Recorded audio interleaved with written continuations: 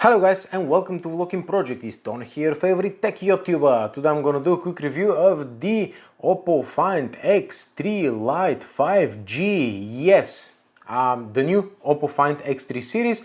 This is the cheaper one, the Lite version, but you're getting a flagship experience on this phone despite the upper mid-range specifications, guys, and here is why. First of all, let's talk about the price of this phone, guys. It's about £390 on the Oppo official UK website, and you might think, man, that's a little bit too much for a light phone, isn't it?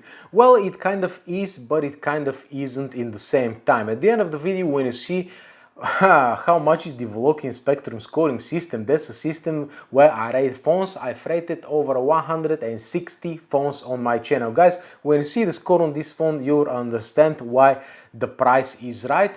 But initially, during my unboxing video, by the way, if you're interested, check it out, it sounded like it's a little bit on the expensive side for me. Oppo are trying to compete with Xiaomi fearlessly in the UK market, so they get discounts quite regularly now.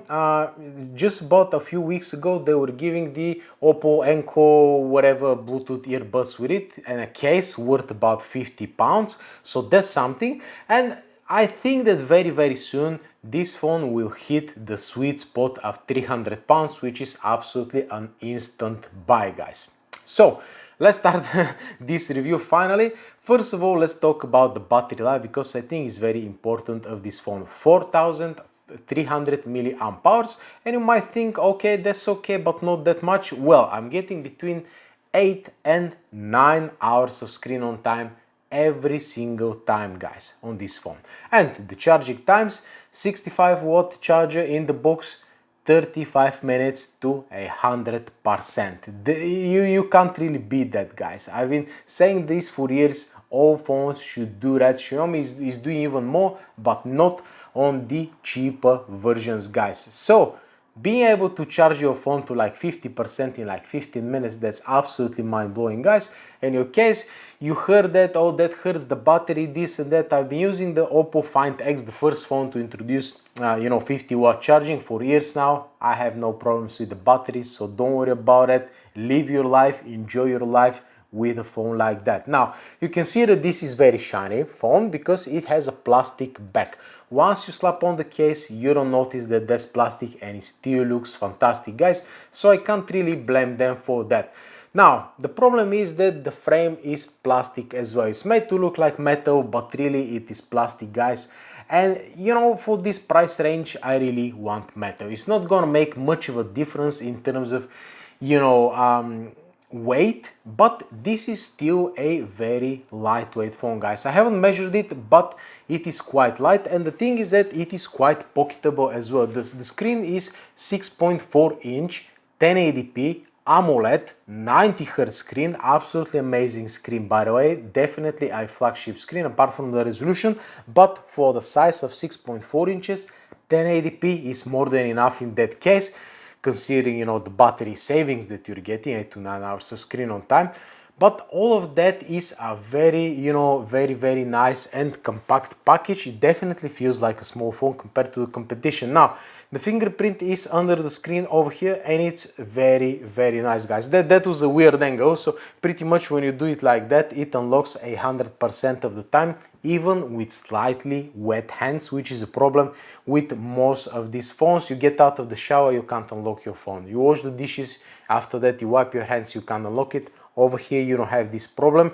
You've got lift to wake as well, and face unlock. Kaboom! That's probably the fastest combination of fingerprints and face unlock on the market right now, which I'm extremely happy about.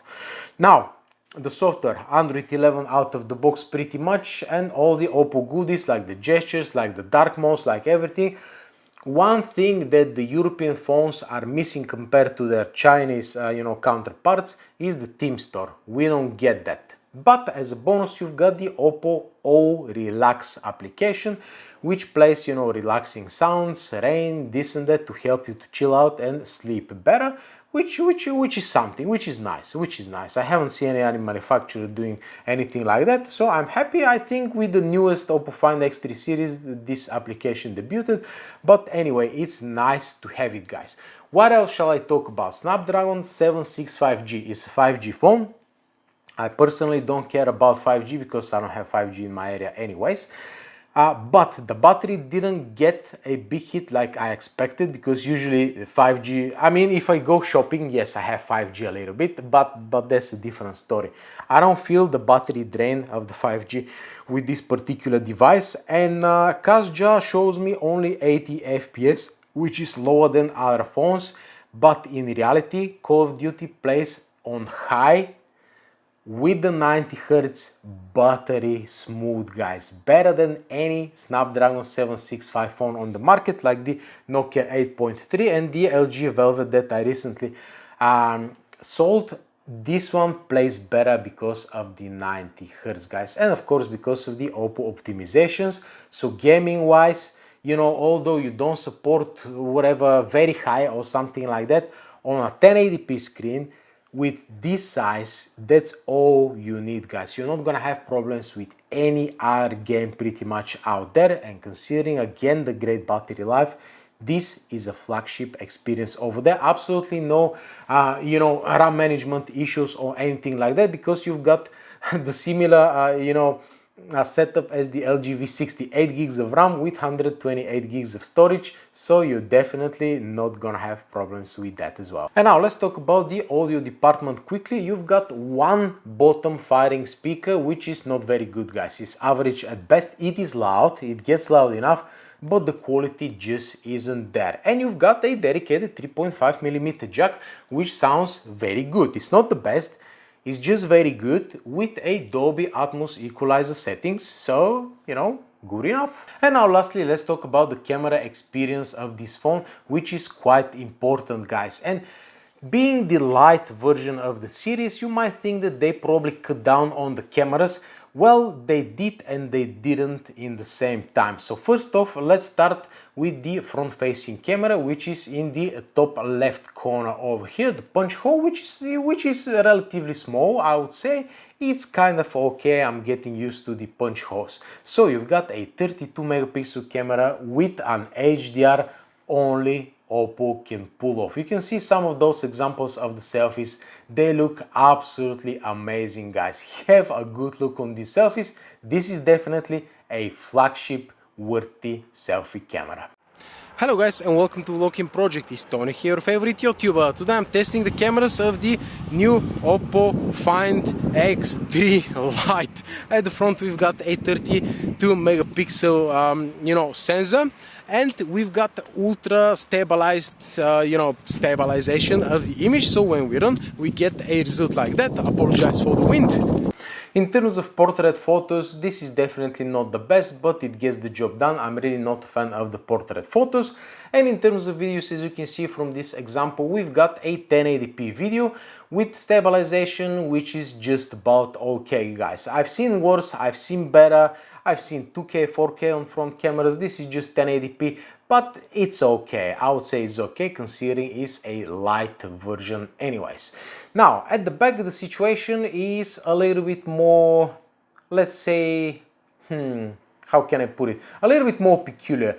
You've got a bunch of cameras over here. Yeah, I mean, you've got 4 cameras over here, 3 of them absolutely useless. Here's why. The first camera is a 2 megapixel bokeh camera, pretty much. Considering the main sensor is 64 megapixels, 2 megapixels bokeh camera, come on guys, that's just an additional camera just for, you know, for the sake of having more cameras. The other camera is a 2 megapixel macro camera, which doesn't get close enough to the subject, so you're better off using the zoom on the main cameras, and you can't really shoot videos with this camera, so it's like, why do you even care about this? Now we've got an 8 megapixel super wide angle camera, which is color inaccurate compared to the main sensor, and you can't really shoot videos with it, and the quality is just not great for 8 megapixels, so just forget about this camera. And now finally the main camera is a holiday worthy camera, guys. 64 megapixels,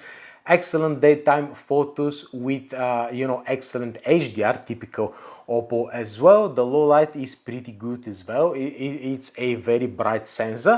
One thing which is weird is the flash performance. I'm one of the only people testing the flash, by the way, on the internet, and the photos come out green like this one, for example.